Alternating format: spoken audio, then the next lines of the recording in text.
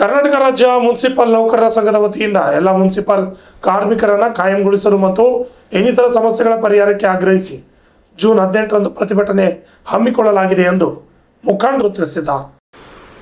ನಗರದ ಪತ್ರಿಕಾ ಭವನದಲ್ಲಿ ನಡೆದ ಸುದ್ದಿಗೋಷ್ಠಿಯಲ್ಲಿ ಮಾತನಾಡಿದ ಅವರು, ಕರ್ನಾಟಕ ರಾಜ್ಯದ ಎಲ್ಲ ಮುನ್ಸಿಪಲ್ ನೌಕರರನ್ನ ನೇರ ಪಾವತಿಯಲ್ಲಿ ನೇರ ನೇಮಕಾತಿ ಹಂತ ಹಂತವಾಗಿ ತರುವಂತೆ ಕರ್ನಾಟಕ ಸರ್ಕಾರವು ತೀರ್ಮಾನ ಮಾಡಿದೆ ಮತ್ತು ರಾಜ್ಯದ ಎಲ್ಲೆಡೆ ಗುತ್ತಿಗೆದಾರಿಕೆ ಪದ್ಧತಿಯನ್ನು ನಿಲ್ಲಿಸಲಾಗಿದೆ. ಆದರೆ ಕಳೆದ ವರ್ಷದವರೆಗೂ ಕಲಬುರಗಿ ಮಹಾನಗರ ಪಾಲಿಕೆಯಲ್ಲಿ ಗುತ್ತಿಗೆ ಪದ್ಧತಿಯು ಚಾಲ್ತಿಯಿದ್ದು ಮುನ್ಸಿಪಲ್ ನೌಕರರನ್ನು ಗುತ್ತಿಗೆ ಪದ್ಧತಿಯಲ್ಲಿ ಅಡಿಯಲ್ಲಿ ಕಾರ್ಯನಿರ್ವಹಿಸುತ್ತಿದ್ದು ಗುತ್ತಿಗೆ ಪದ್ಧತಿ ತಡೆದು ನೇರ ಪಾವತಿಗಾಗಿ ಎಲ್ಲ ನೌಕರರು ಕಾಯಂ ಕಾರ್ಮಿಕರಾಗಿ ಮಾಡುವಂತೆ ಆಗ್ರಹಿಸಿ ಸುದೀರ್ಘ ಹೋರಾಟ ನಡೆಸಲಾಗುವುದು ಎಂದು ತಿಳಿಸಿದ್ದಾರೆ.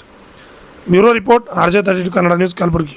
ಕರ್ನಾಟಕ ರಾಜ್ಯ ಮುನ್ಸಿಪಲ್ ನೌಕರರ ಸಂಘದ ಮೂಲಕ ಬೆಂಬಲಿಸಿ ಮಧ್ಯಪ್ರವೇಶ ಮಾಡಿದೆವು.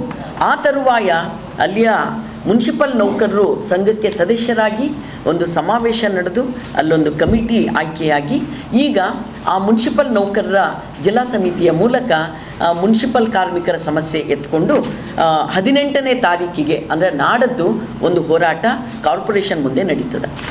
ಅದರಲ್ಲಿ ಮೇಜರ್ ನಮ್ಮ ಬೇಡಿಕೆ ಇದ್ದಿರೋದು, ಡಿಮಾಂಡ್ ಇದ್ದಿರೋದು, ಮುನ್ಸಿಪಲ್ ನೌಕರರಿಗೆ ಎಲ್ಲರಿಗೂ ಪರ್ಮನೆಂಟ್ ಮಾಡಬೇಕು, ಎಲ್ಲರಿಗೂ ಅನ್ನೋದು ಬಹಳ ಮುಖ್ಯವಾದ ಅಂಶ ಅಂಥೇಳಿ ನಾವು ತೀರ್ಮಾನ ಮಾಡಿದ್ದೀವಿ.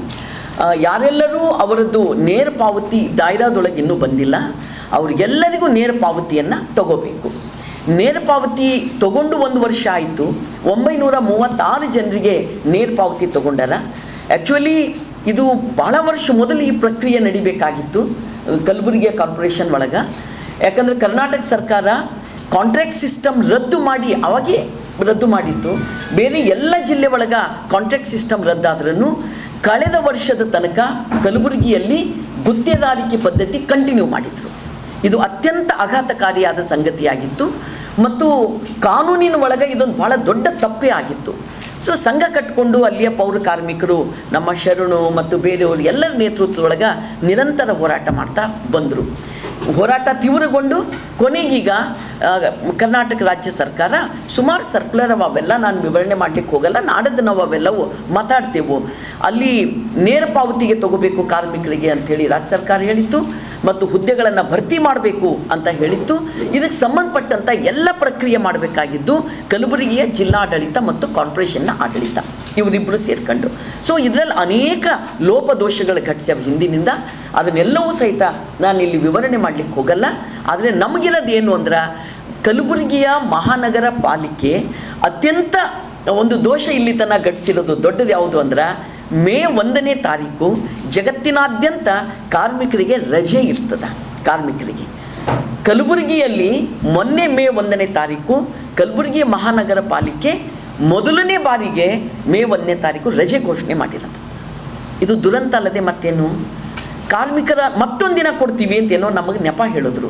ನಾವು ಹೇಳೋದು ಕಾರ್ಮಿಕರ ದಿನ ಭಾಳ ದೊಡ್ಡ ಹೋರಾಟ ಮಾಡಿ 8 ತಾಸು ದುಡಿಮೆ, 8 ತಾಸು ರೆಸ್ಟು ಅಂದರೆ ನಿದ್ದೆ, 8 ತಾಸು ಮನರಂಜನೆ ಅನ್ನುವ ವೈಜ್ಞಾನಿಕವಾದ ಒಂದು ಸೂತ್ರದ ಅಡಿಯೊಳಗೆ ಜಗತ್ತಿನಾದ್ಯಂತ ಹೋರಾಟ ನಡೆದು ಕಾರ್ಮಿಕರು ಗೆದ್ದಂಥ ದಿನ ಮೇ 1ನೇ ತಾರೀಕು. ಇದು ಅಂತಾರಾಷ್ಟ್ರ ಮಟ್ಟದ್ದು. ಜಗತ್ತಿನ ಎಲ್ಲ ದೇಶಗಳು, ಎಲ್ಲ ರಾಜ್ಯಗಳು, ಎಲ್ಲ ಇಲಾಖೆಗಳು ಎಲ್ಲರೂ ಸಹಿತ ರಜೆ ಅಂತ ಘೋಷಣೆ ಮಾಡಿದಾಗ ನಮ್ಮ ಮಹಾನಗರ ಪಾಲಿಕೆ ರಜೆ ಕೊಟ್ಟಿಲ್ಲ. ನಾನು ಮೇ 1ನೇ ತಾರೀಕಿನ ಒಂದು ದಿವಸದ ಹಿಂದೆ ಕಮಿಷನರ್ ಅವರಿಗೆ ಮಾತಾಡಿದಾಗ ಮೇಡಮ್ ಫೋನ್ ಮಾಡಿ ಕೇಳ್ತೀನಿ ರೀ ಅಂತ ಅಂದರು. ಸೊ ಇದು ಅತ್ಯಂತ ದುರಂತವಾದಂಥ ಸಂಗತಿ. ಸೊ ಇದ್ರ ಜೊತೆಗೆ ಇನ್ನೂ ಅನೇಕ ನಮ್ಮ ಹಕ್ಕೊತ್ತಾಯಗಳ ಪಟ್ಟಿಯಲ್ಲಿ ನಾವು ಇಟ್ಟಿದ್ದೆವು. ಅವು ಕೆಲವೊಂದು ಭಾಳ ಸಣ್ಣ ಅನಿಸ್ಬೋದು, ಆದರೆ ಸಣ್ಣವು ಅಲ್ಲ ಅವು. ಹೋದ ಸರ್ತಿ ಮಳೆಗಾಲ ಇದ್ದಾಗ ನಮ್ಮ ಸಂಘದ ಮೂಲಕ ಹೋರಾಟ ಮಾಡಿ ರೇನ್ ಕೋಟ್ ನೀವು ಕೊಡಲೇಬೇಕು, ಇಂಥ ಮಳೆ ಒಳಗೂ ಅವರಿಗೆ ಸ್ವಚ್ಛ ಮಾಡಲಿಕ್ಕೆ ಆಗಲ್ಲ ಅಂದಾಗ ಖಂಡಿತ 1,000 ರೇನ್ ಕೋಟ್ ಅವತ್ತು ಡಿಸ್ಟ್ರಿಬ್ಯೂಟ್ ಮಾಡಿದ್ರು. ಇಲ್ಲ ಅಂತಲ್ಲ, ಬರೀ ರೇನ್ ಕೋಟ್ ಅಷ್ಟೇನಾ? ಮೊನ್ನೆ ಒಬ್ಬ ಹೆಣ್ಮಗಳು, ಪುಷ್ಪ ಅಂತ ಹೆಣ್ಮಗಳು, ಬಿಸಿಲಿನ ಝಳಕ ಸತ್ತೇ ಹೋದಳು. ಅವಳು ಮನೆಯಾಗ ಒಂದು ನೌಕರಿ ಕೊಡ್ಬೋದು, ಅವರಿಗೊಂದು ಪರಿಹಾರಧನ ಕೊಡ್ಬೋದು. ಬಟ್ ಇದು ಪರಿಹಾರ ಅಲ್ಲ, ಶಾಶ್ವತ ಅಷ್ಟೇ ಪರಿಹಾರ ಅಲ್ಲ, ಅದಂತೂ ಮಾಡಲೇಬೇಕಾದ ಕೆಲಸ. ಬಟ್ ನಾವು ಹೇಳೋದೇನೆಂದ್ರೆ 40ರಿಂದ 45 ಡಿಗ್ರಿ ಬಿಸಿಲು ಕಲಬುರಗಿ ಒಳಗೆ ಯಾವತ್ತೂ ಇರ್ತದ. ಇಂಥ ಸಂದರ್ಭದಲ್ಲಿ ಸರ್ಕಾರಿ ನೌಕರದಾರರಿಗೆ ಅವರದ್ದು ಟೈಮಿಂಗ್ ಚೇಂಜ್ ಮಾಡ್ತಾರೆ. ಮುಂಜಾನೆ 8ರಿಂದ ಮಧ್ಯಾಹ್ನ 2 ಗಂಟೆ ತನಕ ಅಂತ ಮಾಡ್ತಾರೆ. ಇವರಂತೂ ಇಡೀ ದಿನ ಕೆಲಸ ಮಾಡೋ ಸ್ಥಿತಿ ನಿರ್ಮಾಣ ಆಗ್ತದೆ. ನಮಗಿರೋದು ಒಂದು ಅವರಿಗೆ ಬಿಸಿಲಿನಿಂದ ರಕ್ಷಣೆ ಮಾಡ್ಕೊಳ್ಳಿಕ್ಕೆ ಮುಂಜಾನೆ ಏನು ಹಸಿರಿ ಹಾಕ್ತಾರ ಆ ಟೈಮ್ನಾಗ ಅವ್ರಿಗೆ ಒಂದು ಗ್ಲುಕೋಸ್ ಅಥವಾ ಮತ್ಯಾವುದು ಇದನ್ನು ಡಾಕ್ಟರ್ ಯಾವ ಸಜೆಸ್ಟ್ ಮಾಡ್ತಾರೋ ಆ ಪಾಕೆಟನ್ನು ಕೊಡಬೇಕು ಮತ್ತು ಸ್ಟೀಲ್ ಬಾಟ್ಲ್ ಕೊಡಬೇಕು. ನೀರಿನೊಳಗೆ ಅವರು ಯಾವಾಗ ಆಯಾಸ ಆಗ್ತದೋ ಹಾಕ್ಕೊಂಡು ಕುಡಿತಾರೆ. ಎಷ್ಟೆಷ್ಟು ದೊಡ್ಡ ದೊಡ್ಡ ಏರಿಯಾಗಳಿಗೆ ನಮ್ಮ ಹೆಣ್ಮಕ್ಳು ಕಸ ಹೊಡಿಲಿಕ್ಕೆ ಹೋಗ್ತಾರೆ, ಯಾರು ಬಾಗಿಲು ತೆಗೆದು ಒಂದು ಗ್ಲಾಸ್ ನೀರು ಕೊಡಲ್ಲ. ಇದು ಹೇಳಬೇಕಾ ಕಾರ್ಪೊರೇಷನ್ಗೆ, ಕಾರ್ಪೊರೇಟರ್ಗಳಿಗೆ ಹೇಳಬೇಕಾ, ಮೇಯರ್ಗಳಿಗೆ ಹೇಳಬೇಕಾ? ಇವರಿಗೇನು ಅರ್ಥ ಆಗೋದಿಲ್ಲ ಇದೆಲ್ಲವೂ ಸಹಿತ. ಹೆಂಗೆ ನಮ್ಮ ಹೆಣ್ಮಕ್ಳು, ಅದರಲ್ಲಿ ಅನೇಕ ಜನ ಮೆನೋಪಾಸ್ಗೂ ಪೂರ್ವದ ಹೆಣ್ಮಕ್ಳರ, ಅಂದ್ರೆ ಮುಟ್ಟು ನಿಲ್ಲಾರ್ದ, ರಕ್ತಸ್ರಾವ ನಿಲ್ಲಾರ್ದ ಹೆಣ್ಮಕ್ಳರ. ಅವ್ರಗಳದ್ದು ಗತಿ ಏನಿರ್ತದ? ಅವ್ರಗಳಿಗೆ ಒಂದು ಒಳ್ಳೆ ಕ್ವಾಲಿಟಿ ಪ್ಯಾಡ್ ಇವ್ರಿಗೆ ಸಪ್ಲೈ ಮಾಡಲಿಕ್ಕಾಗಲ್ಲ.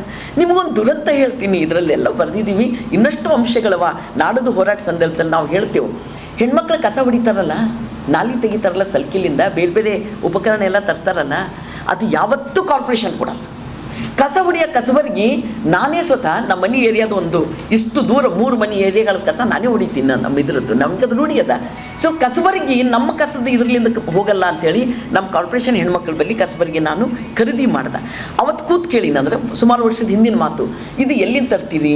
ತೊಗರಿ ಕಡ್ಡಿಲಿಂದ ತರ್ತೀರಿ, ಇದಕ್ಕೆ ಕಟ್ಲಿಕ್ಕೆ ಸುತ್ತಳಿ ಎಲ್ಲಿಂದ, ಯಾವ ಹೊಲಕ್ಕೆ ಹೋಗ್ತೀರಿ, ಎಷ್ಟು ದೂರ ಇರ್ತದ, ಆಟೋಕ್ಕೆ ಹೋಗ್ತೀರಾ, ಬಸ್ಸಿಗೆ ಹೋಗ್ತೀರಾ, ಎಷ್ಟು ತಂದು ಎಲ್ಲಿ ಒಟ್ತೀರಿ, ಇದು ಒಟ್ಟಷ್ಟು ನಿಮ್ಮ ಮನೆ ಜಾಗ ಅದ ಏನು, ಎಷ್ಟು ದಿವಸಕ್ಕೆ ಕಸಬರ್ಗಿ ಇದು ಇದಾಗ್ತದ, ಸೌದು ಹೋಗ್ತದ, ನಿಮಗೆ ಗಾಬರಿ ಆಗ್ತದ.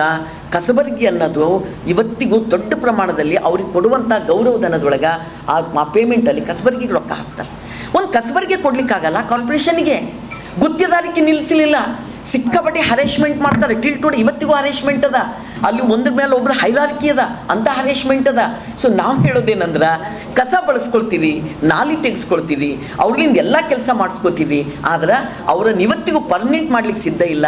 ಯಾರೆಲ್ಲ ಅದ ಎಲ್ಲರನ್ನು ಸಹಿತ ಪರ್ಮನೆಂಟ್ ಮಾಡುವಂಥ ದಿಕ್ಕಿನೊಳಗೆ ಕ್ರಮ ತಗೋಬೇಕು. ಸರ್ಕಾರದ ಆದ್ಯ ಕರ್ತವ್ಯ ಮತ್ತು ಜಿಲ್ಲಾ ಆಡಳಿತ ಆಮೇಲೆ ಕಾರ್ಪೊರೇಷನ್ ಆಡಳಿತ ತೀವ್ರಗತಿಯಲ್ಲಿ ಇದಕ್ಕೆ ಹೆಜ್ಜೆ ಹಾಕಬೇಕು. ನೇರ ಪಾವತಿಯಾಗಿ 1 ವರ್ಷ ಆಯಿತು, ಏನು 1 ವರ್ಷ ಬೇಕಾ? ಒಂದು SR ರೆಡಿ ಮಾಡ್ಲಿಕ್ಕೆ, ಮತ್ತೊಂದು ರೆಡಿ ಮಾಡ್ಲಿಕ್ಕೆ?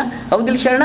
ಸೊ ನಾವು ಹೇಳ್ತೀವಿ, ಈ ರೀತಿ ಆಟ ಆಡಬಾರ್ದು ಪೌರ ಕಾರ್ಮಿಕರ ಜೊತೆಗೆ ಅಂತ ಹೇಳಿ ನಾವು ಅನೇಕ ವಿಷಯಗಳನ್ನು ಇದರಲ್ಲಿ ಇಟ್ಟು ನಾಡದ್ದು ಹೋರಾಟ ಮಾಡ್ತಾ ಇದ್ದೀವಿ. ಮತ್ತು ಅವರಿಗೆ ನಾವು ಹೇಳಿದೆವು, ಪೌರ ಕಾರ್ಮಿಕರಿಗೆ ಬೇಕಾದಂಥ ಸೌಲಭ್ಯಗಳನ್ನು ತಗೊಳ್ಳಿಕ್ಕಾಗಿ ಎಂಥದ್ದು ಕಾರ್ಪೊರೇಷನ್ ಒಳಗೆ ಒಂದು ಆಫೀಸ್ ತೆಗಿಬೇಕು, ಅಲ್ಲಿ ಹೋಗಿ ಅವರು ಆನ್ಲೈನ್ ಅರ್ಜಿ ಹಾಕಬೇಕು. ಹೊರಗೆ ಹೋಗಿ ಆನ್ಲೈನ್ ಅರ್ಜಿ ಹಾಕಿದ್ರು ತಮ್ಮ ಮಕ್ಕಳ ಸಲುವಾಗಿ, ತಮ್ಮದು ಯಾವುದೋ ಫೆಸಿಲಿಟಿ ಸಲುವಾಗಿ 100 ರೂಪಾಯಿ, 200 ರೂಪಾಯಿ, 300 ರೂಪಾಯಿ ಕೇಳ್ತಾರೆ. ಎಲ್ಲರೂ ಸುಲಿಯೋರೇ ಆದ್ರೆ ಎಲ್ಲಿಗೆ ಹೋಗಬೇಕು ನಮ್ಮ ಪೌರ ಕಾರ್ಮಿಕರು? ಅಲ್ಲಿನೇ ಒಂದು ಅವರು ಸೆಂಟರ್ ತೆಗಿಬೇಕು, ಹೋಗಿ ಅಲ್ಲಿ ಉಚಿತವಾಗಿ ತಮ್ಮ ಅರ್ಜಿಗಳನ್ನು ಹಾಕಬೇಕು. ಇನ್ನು ಕೆಲವೊಂದು ಹೇಳಿದ್ದೀವಿ, ನಮ್ಮ ಪೌರ ಕಾರ್ಮಿಕರಿಗೆ ವೈದ್ಯಕೀಯ ಉಚಿತ ತಪಾಸಣೆ ಮಾಡ್ತಾರೆ, ಪ್ರತಿ ಸರ್ತಿ ರೆಕಾರ್ಡ್ ಫಿಲಪ್ ಮಾಡ್ಕೊಳ್ತಾರೆ. ನಿಜವಾಗ್ಲೂ ಯಾರ್ಯಾರ್ದು ಆರೋಗ್ಯ ಏನದ ಅಂತ ಹೇಳ್ತಾರ? ಆ್ಯಕ್ಚುಲಿ